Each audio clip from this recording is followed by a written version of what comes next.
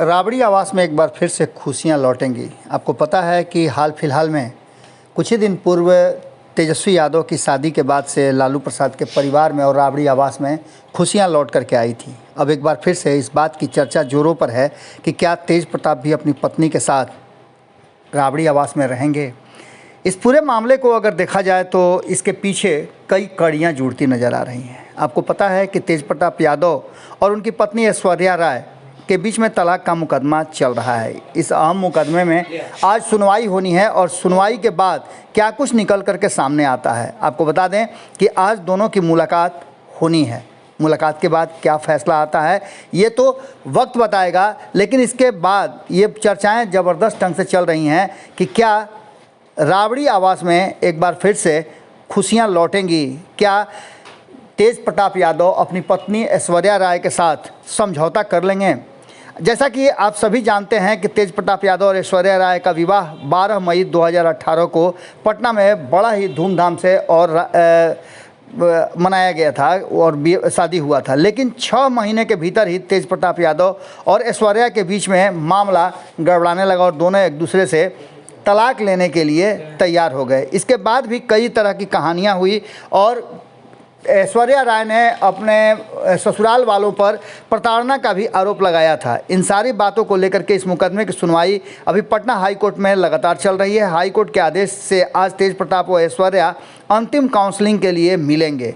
इस पूरे मामले को लेकर के अब संभावना व्यक्त की जा रही है कि आखिर इसमें क्या कुछ होगा। क्या तेजस्वी यादव पहल करके एक बार फिर से तेज प्रताप यादव और ऐश्वर्या का सुलह करवाएंगे, क्योंकि लगातार तेजस्वी यादव पर भी सवाल खड़े हो रहे थे कि वो अपने परिवार को ठीक से संभाल नहीं पा रहे हैं, तो बिहार को क्या संभालेंगे। इन सारी बातों को लेकर के इस मुकदमे में पटना हाई कोर्ट के न्यायाधीश आशुतोष कुमार और न्यायाधीश जितेंद्र कुमार की डिवीज़न बेंच इस मामले को देख रही है। काउंसलिंग के दौरान कोर्ट तेज प्रताप यादव और ऐश्वर्या राय को आमने सामने बिठाकर आगे साथ रहने या अलग होने के लिए उनकी राय जानेगा। इसके बाद कोर्ट फैसला सुनाएगा।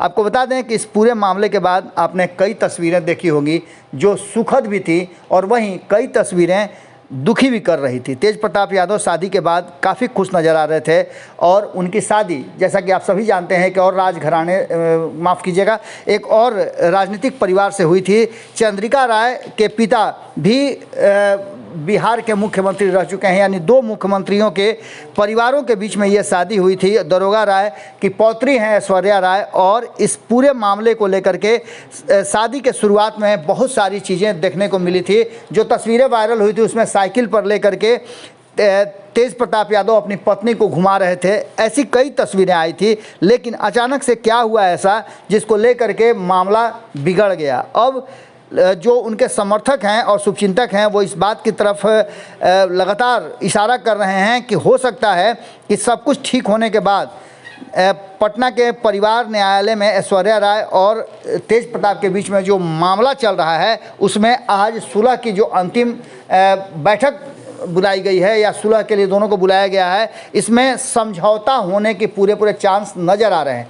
क्या होगा ये तो वक्त बताएगा, लेकिन एक बात तय है कि जिस तरह से तेजस्वी यादव अपनी पत्नी के साथ राबड़ी आवास में रह रहे हैं और तेज प्रताप यादव भी अपना आवास छोड़ करके राबड़ी आवास में रह रहे हैं, क्या ये पूरा माहौल बदलेगा और एक बार फिर से खुशियाँ लौट करके आएंगी। दोनों बहुएँ एक साथ राबड़ी देवी के आवास में रहेंगी।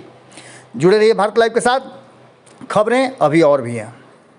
अगर ये वीडियो पसंद आई और वह बिहार के राजनीति और बिहारियत से सरोकार रखेनी तो सब्सक्राइब बटन दबा के चैनल के सब्सक्राइब कर ली। ओजे एगो घंटी बा, ओकरा बटन दबा देला से कुल सटीक और मारक खबर रुआ मुफ्त में मिल जाई।